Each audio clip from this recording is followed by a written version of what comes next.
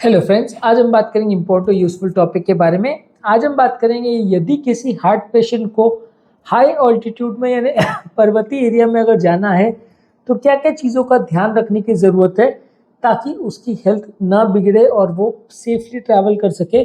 और क्या heart patient को हम एक्चुअली माउंटेन एरियाज़ में या हाई ऑल्टीट्यूड एरियाज़ में ट्रैवल करने के लिए परमिट कर भी सकते हैं नहीं, क्या इसके सेफ्टी गाइडलाइंस है, आज इस पर डिस्कस करेंगे।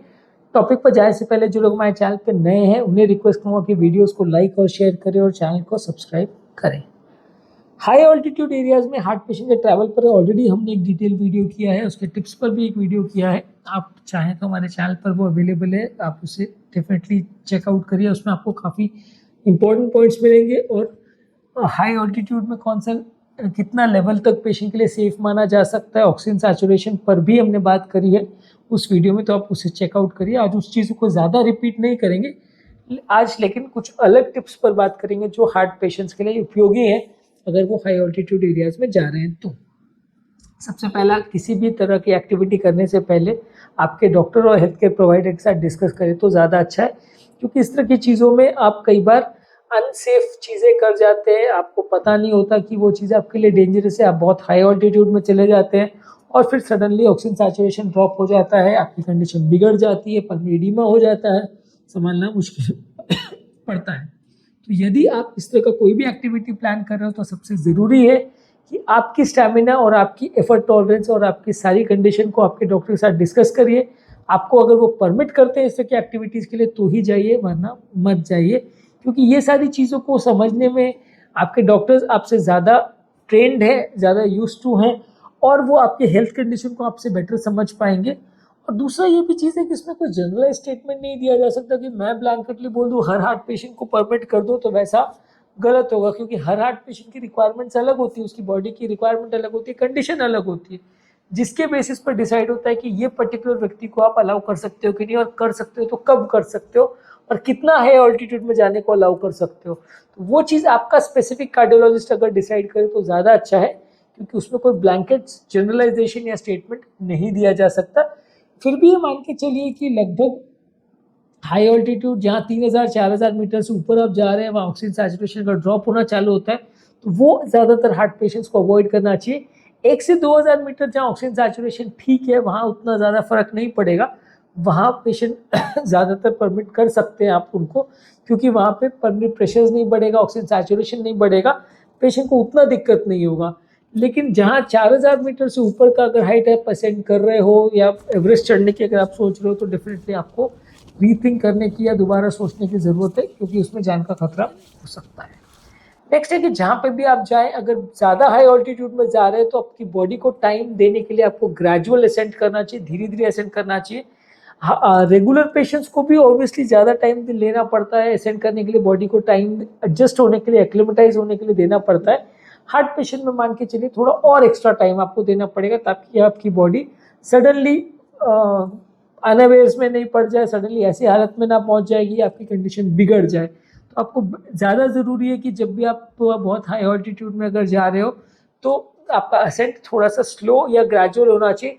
रैपिड असेंट अगर आप करते हो शॉर्ट ड्यूरेशन में तो हेल्थ कंडीशन बिगड़ने का, ऑक्सीजन सैचुरेशन सडनली ड्रॉप होने का चांस ज़्यादा है। नेक्स्ट इंपॉर्टेंट टिप है कि हाइड्रेशन मेंटेन रखिए। अगर आप पानी ज़्यादा पीते हो तो बॉडी डिहाइड्रेट नहीं होती है। ज़्यादा हाइड्रेशन मेंटेन करना किसी भी फिजिकल एक्टिविटी में हार्ट पेशेंट्स के लिए अच्छा माना जाता है, और इसमें आप हाइड्रेशन मेंटेन करने के लिए पानी ही पीजिए। कैफीन और अल्कोहल जैसी ड्रिंक्स बहुत ज़्यादा मत पीजिए, इससे आपका बॉडी एक तरह से डिहाइड्रेट ही होती है और इससे आपका कंडीशन बिगड़ती है, क्लॉटिंग और हार्ट अटैक रिलेटेड प्रॉब्लम्स होने का चांस बढ़ जाता है। तो जहाँ तक पॉसिबल है आप पानी ज़्यादा पीजिए, कैफीन और अल्कोहल को अवॉइड करिए। नेक्स्ट है कि आपकी कंडीशन को थोड़ा सा पेस करिए, ताकि बहुत रैपिडली असेंड करने का प्रयास मत करिए, धीरे धीरे करके करिए और आपकी बॉडी को ओवर एक्सर्ट मत करिए, क्योंकि कई बार ओवर एक्सर्शन खासकर हाई ऑल्टीट्यूड एरियाज में बॉडी टॉलरेट नहीं करती है। तो आपको थोड़ा ग्रेजुअली धीरे धीरे करके अपनी कंडीशन को उसके लिए एडजस्ट करना पड़ेगा और धीरे धीरे करके आपको पहाड़ पर अगर चढ़ना है तो चढ़ सकते हैं। बहुत भागने दौड़ने की या जल्दी जल्दी चढ़ने की कोशिश मत करिए। नेक्स्ट है कि ऑल्टीट्यूड सिकनेस सिम्टम्स के बारे में आपको जानने की ज़रूरत है। ज़्यादातर हेडेक, नोजिया चक्कर आना, सांस फूलना, इस तरह के सिम्टम्स हो सकते हैं जब आप पहाड़ पर चढ़ते हैं। तो इस पर ध्यान देने की ज़रूरत है। अगर आपको इस तरह के सिम्टम्स हो रहे हैं तो तुरंत डॉक्टर के साथ डिस्कस करने की ज़रूरत है। अगर आपको छाती में दर्द, पैल्पिटेशंस, घबराहट, पसीना, इस तरह के सिम्टम्स हो रहे हैं तो उस समय और पहाड़ चढ़ने की कोशिश मत कीजिए। तुरंत आसपास में जो भी हेल्थ केयर फैसिलिटी अवेलेबल है उसको एक्सेस कीजिए और अपनी कंडीशन चेक करा लीजिए। अगर आपको कुछ भी डाउटफुल लग रहा है तो वैसे कंडीशन में आपको और पहाड़ नहीं चढ़ना चाहिए, वो डेंजरस हो सकता है। इसके अलावा बहुत ओवर स्ट्रेनुअस एक्टिविटीज मत करिए। एक बार में मान लीजिए अगर रेगुलर आदमी 10 किलोमीटर चल लेता है तो आपको 5 किलोमीटर चलने का प्रयास करना चाहिए। बहुत ज़्यादा बॉडी को ओवर एक्सर्ट मत करिए, बहुत ओवर स्ट्रेनुअस एक्टिविटीज मत करिए, क्योंकि वो आपकी हेल्थ के लिए उतना सेफ नहीं होगा, कभी कभी डेंजरस भी हो सकता है। नेक्स्ट है कि सॉल्ट इंटेक थोड़ा कम रखिए, नमक थोड़ा कम रखिए। यूजुअली ज़्यादा ऑल्टीट्यूड में आप ज़्यादा नमक अगर लेते हो तो बॉडी के फ्लूइड बैलेंस को वो अफेक्ट करता है, इससे पल्मोनरी एडिमा या लंग्स में पानी भरने का चांस बढ़ जाता है। तो थोड़ा सा नमक का रिस्ट्रिक्शन रखिए, पानी ज़्यादा पीजिए, नमक कम रखिए। नेक्स्ट है कि हाई ऑल्टीट्यूड आप जब भी जा रहे हो तो आपकी ऑक्सीजन सैचुरेशन को प्रॉपरली चेक करिए। जब भी आप ऑक्सीजन सैचुरेशन आपका ड्रॉप हो रहा है और अगर 92% से वो नीचे ड्रॉप हो रहा है तो उसे डेंजरस माना जा सकता है। तो आपको जब भी अगर हाई ऑल्टीट्यूड पे आप जा रहे हो जहाँ पे ऑक्सीजन सैचुरेशन कम है तो आपके लंग्स में पानी तो नहीं भर रहा, आपका ऑक्सीजन सैचुरेशन कम तो नहीं हो रहा, कोई रेस्पिरेटरी सिम्टम्स तो नहीं हो रहे, इसका आपको ध्यान रखने की ज़रूरत है। नेक्स्ट है कि कोई भी इमरजेंसी के लिए प्रिपेयर करके चलिए। कोई भी तरह का आप पहाड़ पर जा रहे हो तो वहाँ पे आपके इमरजेंसी मेडिकल किट होना चाहिए, हार्ट की सारी मेडिसिन आपके साथ होना चाहिए, ऑक्सीजन का सिलेंडर वगैरह एक्स्ट्रा होना चाहिए। ये सारी चीज़ें आपके पास एक्स्ट्रा होना चाहिए अगर आप हाई ऑल्टीट्यूड में जा रहे हो जहाँ ऑक्सीजन सप्लाई कम है, क्योंकि इसमें जान का खतरा होने का रिस्क हो जाता है। तो आप एक्स्ट्रा इमरजेंसी के लिए एक्स्ट्रा सप्लाईज लेके चलिए, चाहे वो मेडिसिन का सप्लाई हो, फर्स्ट एड का सप्लाई हो। फर्स्ट एड में थोड़ा ब्लीडिंग रोकने की मेडिसिन भी ज़्यादा होनी चाहिए, खासकर जो लोग ब्लड थिनिंग मेडिकेशन पे, क्योंकि चोट लगने पे ब्लीडिंग ज़्यादा हो सकती है। तो वो सब चीज़ों के लिए थोड़ा मेंटली प्रिपेयर होके जाएं तो अच्छा है। किसी भी तरह की इमरजेंसी के लिए आप थोड़ा एक्स्ट्रा सामान लेके जाएं तो अच्छा है अगर आप हार्ट पेशेंट हैं तो। नेक्स्ट है कि आपका ट्रिप को थोड़ा शॉर्ट ही रखें तो ज़्यादा अच्छा है। बहुत ज़्यादा लंबे ट्रिप अगर आप हाई ऑल्टीट्यूड्स पे करते हैं तो वो लंबे समय में आपको नुकसान कर सकता है, डेंजरस भी हो सकता है। तो शॉर्ट ट्रिप रखें, 2-4 दिन में आप जितना 1-2 हज़ार मीटर अगर चढ़ के वापस अगर आपको आना है, थोड़ा ट्रैकिंग भी अगर आप करना है तो कर सकते हैं। लेकिन बहुत ज़्यादा लंबे ट्रिप्स पर हफ्तों महीनों वहाँ पर आप टाइम स्पेंड करोगे तो वो थोड़ा सा डेंजरस हो सकता है, बॉडी के लिए थोड़ा उतना एडजस्ट करना मुश्किल भी हो सकता है। तो थोड़ा शॉर्ट ड्यूरेशन एक्सपोजर अगर हाई ऑल्टीट्यूड का रखें तो ज़्यादा अच्छा है। नेक्स्ट है कि कोई भी फिजिकल एक्टिविटी में एंगेज होने से पहले बॉडी को थोड़ा 1-2 दिन का टाइम देना पड़ेगा। वहाँ पे अराइव होने के बाद बॉडी को उस टेम्परेचर और उस ऑक्सीजन सैचुरेशन के साथ एडजस्ट होने में, खासकर जब आपको बहुत हाई ऑल्टीट्यूड में जाना है, 3-4 हज़ार मीटर से ऊपर जाना है, तो बॉडी को एक्लेमेटाइज होने का टाइम देना पड़ेगा ताकि सडनली बॉडी के एनवायरनमेंट में और सैचुरेशन में चेंज ना हो, जिससे कि सडनली पेशेंट की कंडीशन ना बिगड़े। वैसे भी रूटीनली हर पेशेंट जो भी पहाड़ पर जाता है सबको एक्लेमेटाइज होने का टाइम देना ही पड़ता है, पर हार्ट पेशेंट में थोड़ा ज़्यादा एक्स्ट्रा 1-2 दिन टाइम दे तो ज़्यादा अच्छा है। नेक्स्ट है कि रैपिड चेंजेस ऑल्टीट्यूड में नहीं होना चाहिए। बहुत सडन चेंजेस अगर ऑल्टीट्यूड में होता है तो वो थोड़ा सा डेंजरस माना जाता है हार्ट पेशेंट्स के लिए। आपका असेंट जो है वो कंपेरेटिवली ग्रेजुअल होना चाहिए। एक दिन में जैसे मैंने कहा, बाकी लोग अगर 1000 मीटर चल रहे हैं तो आपको 500 चलना है, बाकी लोग अगर 10 किलोमीटर चल रहे हैं तो आपको 5 चलना है।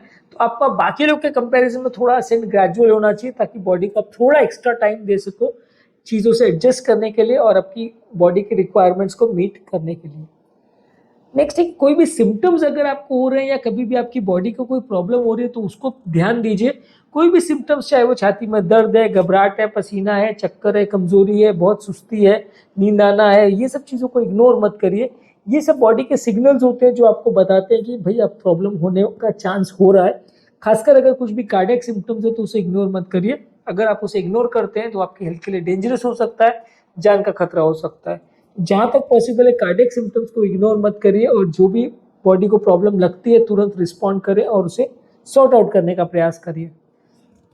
नेक्स्ट है कि हमेशा बेटर होता है कि एक्स्ट्रा ऑक्सीजन सिलेंडर्स लेके जाइए। अगर आप हाई ऑल्टीट्यूड पर जा रहे हो जहाँ पे भी ऑक्सीजन सप्लाई कम है, अगर एक्स्ट्रा ऑक्सीजन सप्लाई आपके पास रहे तो अच्छा है।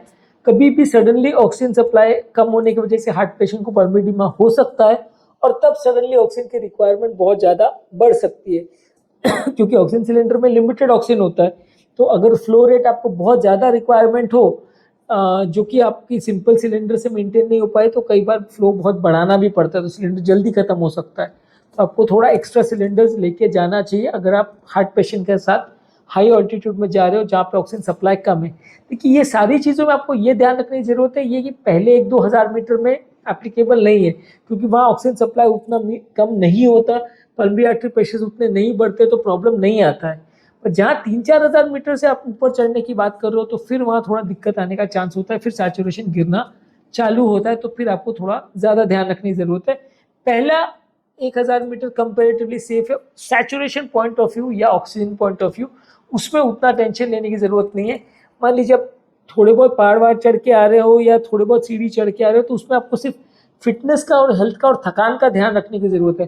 सैचुरेशन का ध्यान, ऑक्सीजन का ध्यान वहाँ रखने की ज़रूरत है, सिलेंडर्स वहाँ लेके जाने की ज़रूरत है जहाँ बहुत ज़्यादा आप असेंड कर रहे हो या एक्चुअल हिल क्लाइंबिंग कर रहे हो, तो वहाँ पे आपको ज़्यादा ध्यान रखने की ज़रूरत है। नेक्स्ट है कि कपड़े अप्रोप्रिएटली लेके जाइए, जो भी हाई ऑल्टीट्यूड्स के हिसाब से ठंड से बॉडी को बचाने वाले कपड़े वो सारे चीज लेके जाइए, एक्स्ट्रा लेके जाइए, ताकि बॉडी को एक्सट्रीम चेंजेस ऑफ टेम्परेचर से आप बचा सके। बहुत ज़्यादा अगर ठंड से बॉडी एक्सपोज होती है तो सडनली क्लॉट्स बनने का, हार्ट अटैक्स होने का या नलियों के सिकुड़ने का चांस बढ़ जाता है, हार्ट में दर्द होने का चांस बढ़ जाता है। तो बहुत सडन ठंड का एक्सपोजर नहीं होना चाहिए, प्रॉपर कपड़े वहाँ पे लेके जाइए और मल्टीपल लेयर्स में कपड़े पहनिए ताकि बॉडी को आप ठंड से बचा सके, फ्रॉस्ट बाइट से बचा सके और सडनली वहाँ पे डिटोरिएट ना हो कंडीशन। इसके अलावा ऐसे एरियाज में आप जब भी जाएं तो स्मोकिंग बिल्कुल मत करिए, या कोई और व्यक्ति भी स्मोक कर रहा है तो उसके स्मोक के इफेक्ट में मत आइए, क्योंकि उससे सडनली हार्ट की कंडीशन में वैसो कंस्ट्रक्शन हो सकता है, हार्ट अटैक ट्रिगर हो सकता है। तो पहाड़ों पर आप जब भी जाएं तो बिल्कुल स्मोकिंग ना करें, अदरवाइज भी नहीं करना चाहिए, वो सही बात है, लेकिन पहाड़ों पर आप जाएं तो एक्स्ट्रा कॉशन रखिए, बिल्कुल स्मोकिंग मत करिए। और कोई और भी अगर स्मोक कर रहा है तो उसे भी मना करिए ताकि आपको उसके स्मोक का इनहेलेशन नहीं हो, सेकेंड हैंड स्मोकिंग जिसे बोलते हैं वो नहीं होना चाहिए, नहीं तो कंडीशन बिगड़ सकती है। इसके अलावा प्रॉपर हार्ट हेल्दी डाइट रखिए, बहुत ज़्यादा तेली वाला खाना या तला गला चीज़ें मत खाइए, न्यूट्रिशियस फूड ज़्यादा खाइए, साग सब्जी ज़्यादा खाइए, फाइबर वाली चीज़ें ज़्यादा खाइए, लीन या फैट फ्री प्रोटीन ज़्यादा लीजिए, होल ग्रेन ज़्यादा लीजिए, तो उससे थोड़ा सा आपका बॉडी भी अच्छी रहेगी, फूड पॉइजनिंग का चांस भी कम रहेगा, हेल्दी रहेगी। बेटर होगा कि थोड़ा एक्स्ट्रा खाना आप खुद के साथ लेके जाओ तो ज़्यादा अच्छा है, रादर देन आप हेड पे रिलाई करो कि वहाँ पे आपको खाने मिलेगा, कई बार जो कि नहीं मिल पाता है, तो थोड़ा एक्स्ट्रा खाना आपके साथ लेके जाए तो ज़्यादा अच्छा है। अगर आप कहीं पे भी ऐसे एरिया में जा रहे हो जहाँ कुछ इन्फेक्शंस का रिस्क है तो आपकी वैक्सीनेशंस कंप्लीटेड होने चाहिए, निमोनिया, इन्फ्लुएंजा, कोविड, ये सब का वैक्सीनेशन आपका प्रॉपर कंप्लीट होना चाहिए, क्योंकि इस तरह का कोई भी इन्फेक्शन आपको वो एरियाज में जहाँ ठंड ज़्यादा होती है वहाँ लगने का चांस ज़्यादा है, खासकर निमोनिया होने का चांस ज़्यादा है। तो कोई भी लंग्स रिलेटेड जो भी कीटाणु है बॉडी को पकड़ने का चांस ज़्यादा है, तो वैक्सीनेशन अपना कंप्लीट करके जाएँ तो ज़्यादा अच्छा है। और जब कभी भी ऐसा प्रॉब्लम हो तो अपनी बॉडी के सिग्नल्स और उसके हिडन साइंस को प्रॉपरली सुने। हमेशा एक इमरजेंसी का कार्ड और आपका इमरजेंसी किट का ब्रेसलेट वगैरह हमेशा लेके जाएं, क्योंकि जब कभी भी अगर आपको अनकॉन्शियसनेस से ऐसा कुछ होता है तो आसपास वाले आपकी बीमारी को समझ सके, आपका नाम समझ सके, और इमरजेंसी कॉन्टैक्ट नंबर्स वगैरह आपके कार्ड में अवेलेबल हो तो आपके रिलेटिव्स को फ़ोन कर सके, वो चीज़ अवेलेबल होना चाहिए। तो हमेशा एक पर्स में एक कार्ड जिसमें आपके नाम, आपके नंबर, इमरजेंसी कॉन्टैक्ट नंबर और आपकी बीमारी का डिटेल्स अवेलेबल हो, वो होना चाहिए, ताकि आपको इमरजेंसी कुछ भी हो तो आस पड़ोस वाले कुछ आपकी मदद कर सके। तो आज के टॉपिक में हमने बात करी कि हाई ऑल्टीट्यूड में अगर हार्ट पेशेंट जाता है, पहाड़ों पर अगर हार्ट पेशेंट जाता है तो उसको क्या क्या चीज़ों का ध्यान रखने की ज़रूरत है और क्या क्या चीज़ों में उसकी कंडीशन बिगड़ सकती है, तो उसको वो सब चीज़ें नहीं करनी चाहिए या सावधानी रखने की ज़रूरत है ताकि उसकी कंडीशन पहाड़ों पर ना बिगड़े। टॉपिक एंड करने से पहले जो लोग हमारे चैनल पर नए हैं उन्हें रिक्वेस्ट करूँगा कि चैनल को सब्सक्राइब करके हमें इंस्पायर और मोटिवेट करें और वीडियोस को ज़्यादा से ज़्यादा लाइक और शेयर करें ताकि सबका बेनिफिट हो। High altitude travel, adventure sports या कार्डियक पेशेंट्स के लिए समर विंटर में क्या क्या चीज़ों का प्रिकॉशन रखने की ज़रूरत है, उस पर ऑलरेडी हमने डिटेल वीडियोस किए, वो आप हमारे चैनल पर देख सकते हैं, उन्हें आप डेफिनेटली चेकआउट करेंगे तो आपको नया कुछ सीखने को मिलेगा। और हार्ट पेशेंट्स का माउंटेन ट्रैवल का या एडवेंचर स्पोर्ट्स का जो वीडियो है, इसका लिंक मैं डिस्क्रिप्शन बॉक्स और आई बटन में छोड़ दे रहा हूँ, आप इसे चेकआउट करेंगे तो आपको काफ़ी हेल्थ रिलेटेड पॉइंट्स या सेफ्टी रिलेटेड पॉइंट्स आपको नए सुनने को मिलेंगे।